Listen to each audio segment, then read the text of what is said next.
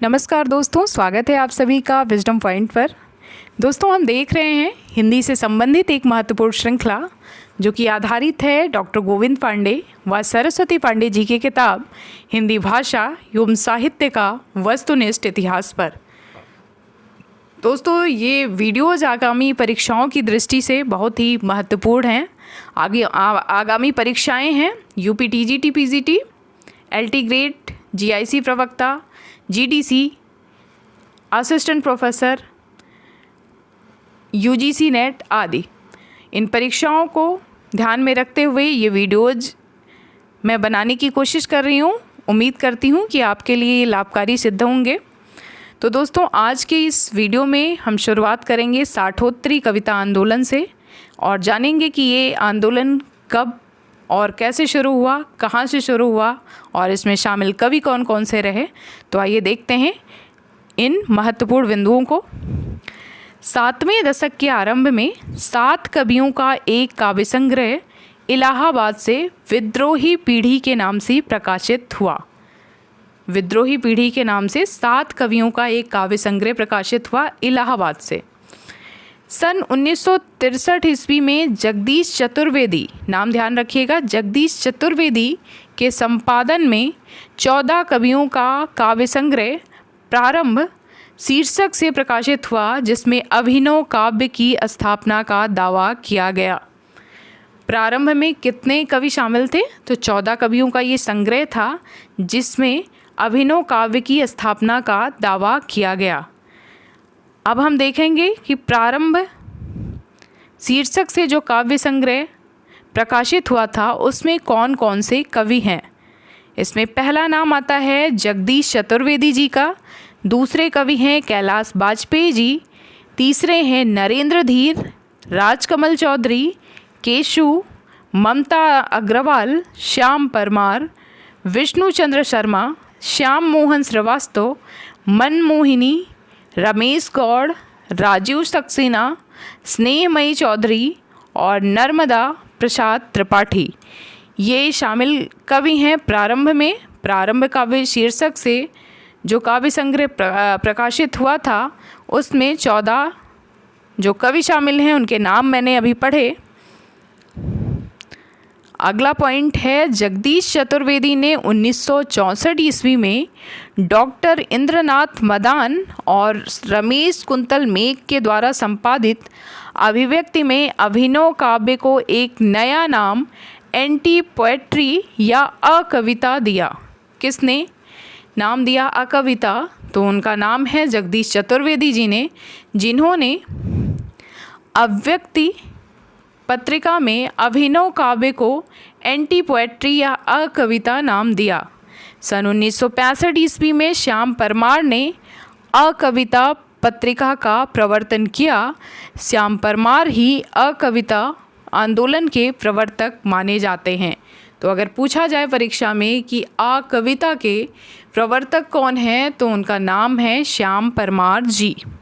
श्याम परमार ने अकविता को निषेध काव्य से अलग मानते हुए लिखा है कि यह अंतर विरोधों की अन्वेषक, विभाजित व्यक्तित्व की शोधक और परिपक्व निर्वैयक्तिकता की द्योतक है।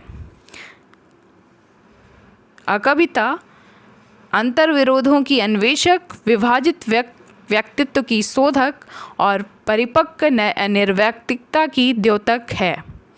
सन 1973 ईस्वी में जगदीश चतुर्वेदी ने 11 कवियों का एक नया काव्य संकलन निषेध शीर्षक से प्रकाशित करवाया। जगदीश चतुर्वेदी जी उस टाइम बहुत ही एक्टिव थे और इन्होंने 11 कवियों का एक नया काव्य संकलन निषेध शीर्षक से प्रकाशित करवाया था। ये वही हैं जिन्होंने 14 कवियों का काव्य संकलन प्रारंभ प्रकाशित करवाया था।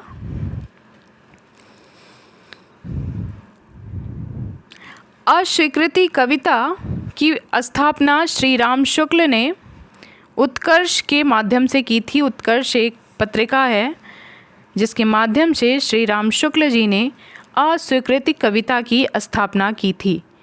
बीट जनरेशन की स्थापना सर्वप्रथम सन 1952 में अमेरिका में हुई थी। इसके प्रवर्तक जैक केरुआक और एलन गिन्सबर्ग हैं। बीट जनरेशन की स्थापना 1952 में अमेरिका में हुई थी और इसके प्रवर्तक हैं जैक केरुआक और एलन गिन्सबर्ग। गिन्सबर्ग की महत्वपूर्ण काव्य कृति है हाउल, जिसका प्रकाशन सन 1954 ईस्वी में हुआ। हिंदी में बीट कविता या बीट पीढ़ी बंगाल की भूखी पीढ़ी के माध्यम से आया।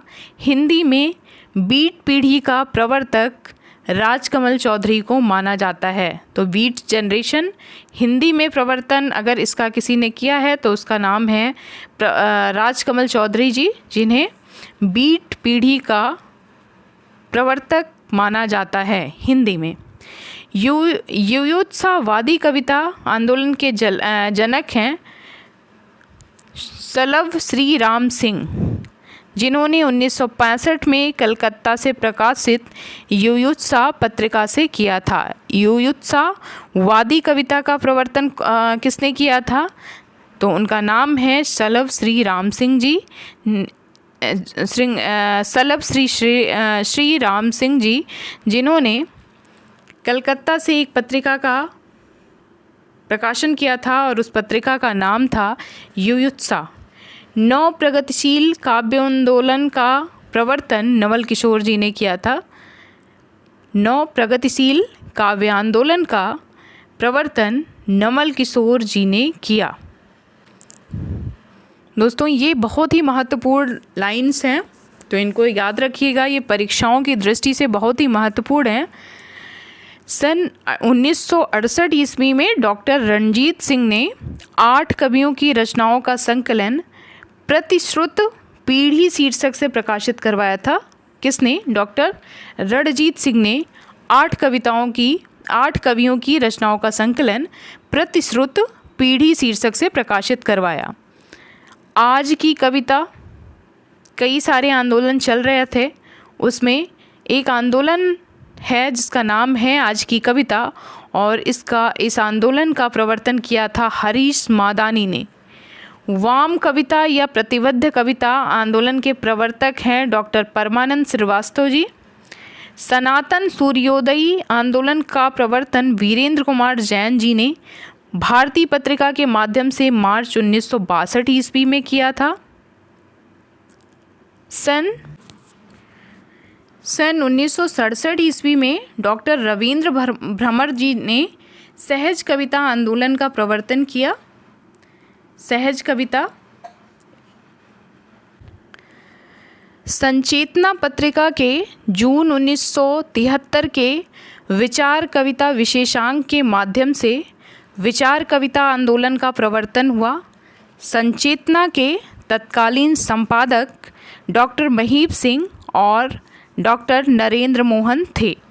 तो संचेतना, इस विचारधारा का कविता में प्रवर्तन किसने किया? डॉक्टर महीप सिंह ने।